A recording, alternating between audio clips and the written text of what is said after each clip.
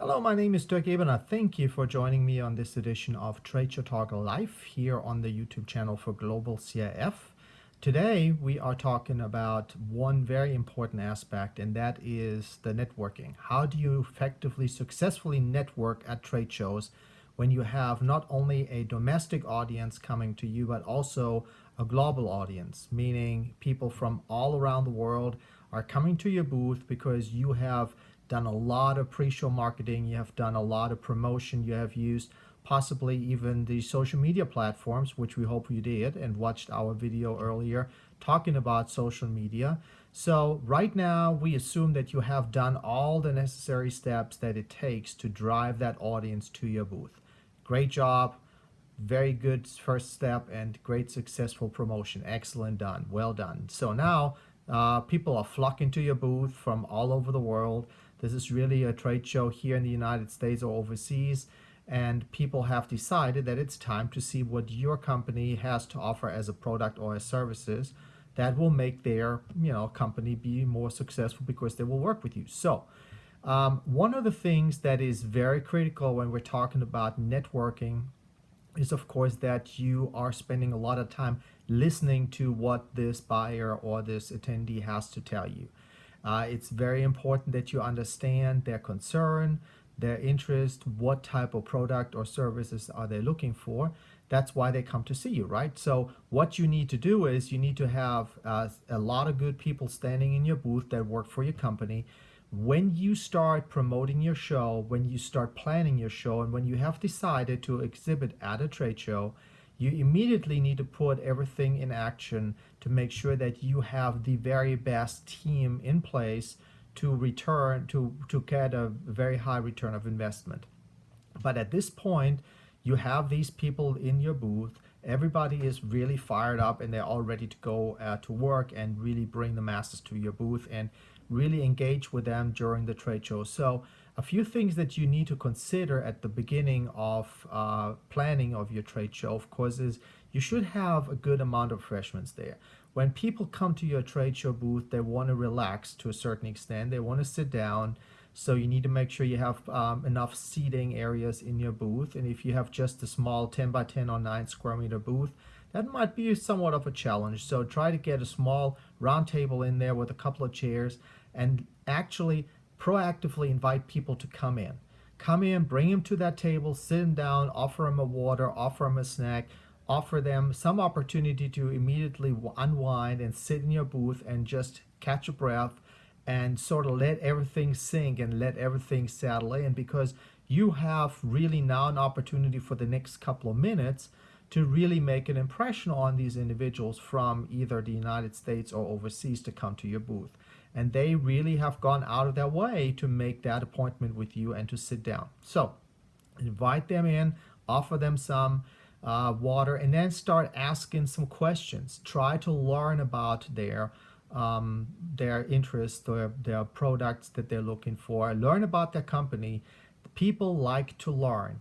And when you go into a trade show and you think that you can come in and pitch, and have that 60 or 30-second pitch ready for them, you will be surprised how quickly somebody will shut off. Because the reason why they're at the booth is to really learn about you, your company, your products, the services, and how can you make a difference for them and to their business. But if you think that you can hard pitch and hard sell at a trade show, you really need to revisit your strategic plan, because it's not going to happen. Especially when their English is not up to par, when English is not their first language, and now they are at a point where they are already a little bit uncomfortable because they know that their English is not as good. So it will take much more time for you to connect with them.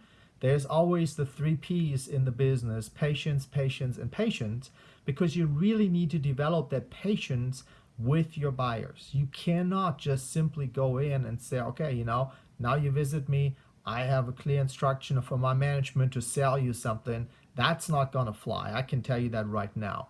You have to be patient. You have to make sure that you understand what their concerns are, and why they came to your booth. because they can go to hundreds and hundreds of other companies, but they have decided to come to you. So don't hard sell on them. Don't push them. Learn about their company, learn about them, learn about their family, learn about their hobbies, and really make sure that you have all that information in place for the next meeting. So as soon as you are walking out of this meeting back to the hotel that night, make sure that you are updating everything. And one of the future sessions is actually what type of lead retrieval system, what type of system can we use in order to record the visits of all of this company business that you had at a trade show. So back to networking. Make sure that you understand how to effectively and correctly transfer a business card from one person to the other. That's critical when you're doing business with someone from overseas. But again and again and again, please make sure that when you are there at the trade show, that you understand it's all about relationship building, taking the time to understand the person who is coming in. So that is critical to train and establish in the mindset of your salespeople. Salespeople are there to represent your company, and I understand everybody wants to make money. These reps really want to push it. They really want to make a lot of money, establish business contacts, and make orders on site, and that's fine. If your company is set up for that and they know up front that John or Mary or Klaus or Gretchen are coming to the trade show booth to literally sign orders, that's the thing to do. Perfect. Then get down to it, sit down with them, order, do the business, and then move on. But if someone is just walking by or stops by the booth in the aisle and looks into the booth and looks at your products, then you want to bring them in with a smile. You want to say, hey, welcome, nice to have you here, John, or you will see the name of their badge. And then you welcome them in and do the spill. Don't go in and really, again, push them and say, this is what we do. That's a mistake. One of the other sessions, actually, we will talk about do's and don'ts and what your team should not do at the trade show booth and what they should do at the trade show booth, but that's for another session coming up. Right now, what we really need to make sure is that when your team is ready to work the booth, they need to understand that they should, for example, not jump into a conversation they overhear. If one person is talking to the client from overseas and that conversation is coming to sort of like a bumpy point, you might be able to say, maybe Dirk or Heinz can help me to explain this a little bit better. Let me get him in. But if you're standing there and constantly jump into the conversation your colleague has with a potential client, that's extremely unprofessional and that's not good networking at all. Make sure that you are, taking as many notes and as much information down as you can. Make sure that your business card, for example, is telling people more about you and your business. That's all about networking. It's not just the front of the business card, but it's also the back. You can share a lot of information on the back of the business card. So you might want to consider that for one of the future and upcoming print runs, to make sure that there's information about your company on the back of the business card, because otherwise you're wasting space. So make sure that one other thing that is important, when you go overseas, when you are traveling to a trade show in another country, you really need to start learning early on and educate yourself early on about the best business practices and the cultural differences that you will see while you're doing business overseas. There is a ton of information that is available on the internet. Of course, you can call a trade show consulting firm like Global CIF, like us, and we can come in and train your team. We can educate you how to do business in another country, in another business system. Make sure that you are learning that early on, that your team is ready for this. It's not just good enough to get on an airplane and fly to Europe or Asia and be at a show and just sort of stand around and waste your time. No, you really need to make sure that you understand that networking. Networking not only is related to your booth, it's also related to, of course, networking sessions, receptions, conference programs where you have a coffee break and you step out of the classroom and you step to the coffee bar or to the buffet and you have that opportunity to talk to people.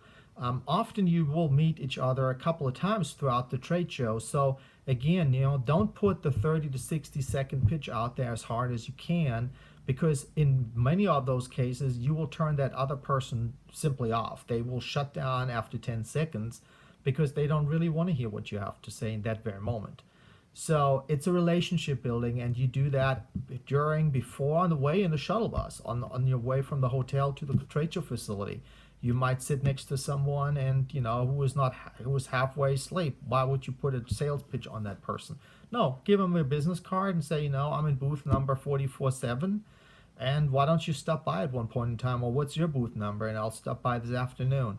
It's all about relationship building. Networking is relationship building, is understanding the interest and the concerns of the other person, and then help them with the services and the products that you offer to help find solutions on their problem. That's what this is all about. It's really just about understanding and learning and offering advice. And if you are a taker, if you just take and not give, your trade show participation is on shaky grounds, because people want to learn. That's why they travel there. That's why they think that in 3 or 4 or 5 days of a trade show, they will learn as much as they can. So again, try to understand the networking tools and what it takes to be very successful with your trade show networking. Wonderful. Let's wrap up real quick here. We talked about on Trade Show Talk Live today about networking, how to successfully network at a trade show, what it takes, and the 3 things that I want to tell you is patience, patience, patience. Make sure that you are not overwhelming someone. If you're interested in more information about our trade show training, about classes, there are 3 ways you can do this. You can follow us on Twitter. We have a couple of hashtags. The first one is Trade Show Tips, hashtag Trade Show Talk, and we're also on Periscope. If you want to watch a couple of live videos about trade shows and event planning, Periscope is a great way to follow us on that as well. And then, of course, you can reach out to us if you are interested in learning more about trade shows. Global CIF is our Twitter, and if you want to send us an email, info@globalcif. Let me say that again. info@globalcif.com is our email address. My name is Dirk Ebener. This was Trade Show Talk Live about networking at trade shows. Hope you had a couple of good things that you take out of it, and see you soon. Have a good day. Bye-bye.